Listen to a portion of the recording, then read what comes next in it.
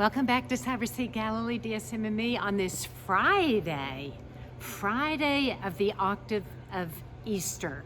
Now, if you remember, you could eat meat on this Friday if you really wanted to, whereas during Lent, you really should not have, and we hope that you did not, because it was a day of fasting, and that means also no meat on Friday, etc. So in any case, but this is after Easter, so you really could eat fish on Friday, and since fish means so much to our Friday, either abstinence or sacrifices that we want to make, then I think on this Easter Friday in the octave, it's very special that we would have a gospel about fish, don't you think?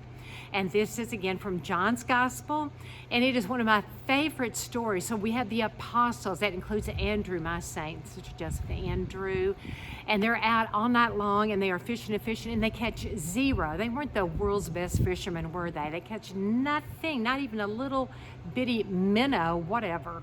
They caught nothing, and they come in. It's early hours, dawn's just barely breaking, and there's a man standing on the shore, and he yells out, "What have you caught?" And they say nothing. And then as they get closer, it looks like it's Christ, and he sounds like Christ.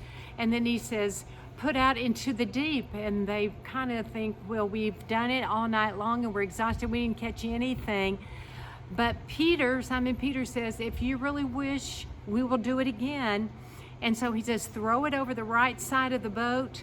So Peter and the apostles throw it over the right side. In no time, the boat begins to sink because the net of all the fish, you see, is so full that it's pulling down the boat, and they're trying to get this huge haul of 153 fish. Isn't that interesting? They counted them. What does that mean? I'm sure there are many, many reasons why it's 153, but 153 fish.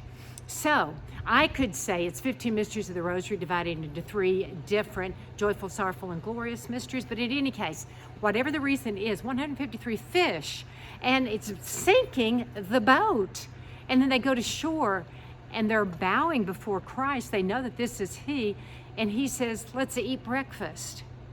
Again, this is His 3rd resurrection appearance to these apostles. They don't know what to make of Him. They realize that their faith is too weak. They realize that their desires for holiness can't be controlled inside them anymore. They never knew that they loved Him to this extent, and it's unending. And they're going to eat with Him like old times again. And so they eat a fish breakfast with Him.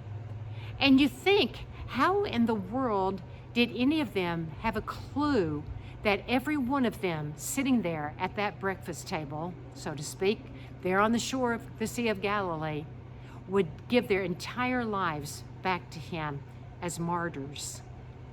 I love this gospel, and I think it's perfect that it falls on a Friday, but how beautiful is the Church to give us such incredible readings in this beautiful octave of Easter. Make your intentions, pray more fervently than ever, pray for an increase of faith. We talked about hope a lot this week. Pray for faith that you believe even though you do not see, because seeing is really not that much. They couldn't see, but they had to believe. And He would come and He would go visibly, but inside their burning hearts, they knew He would never leave them again.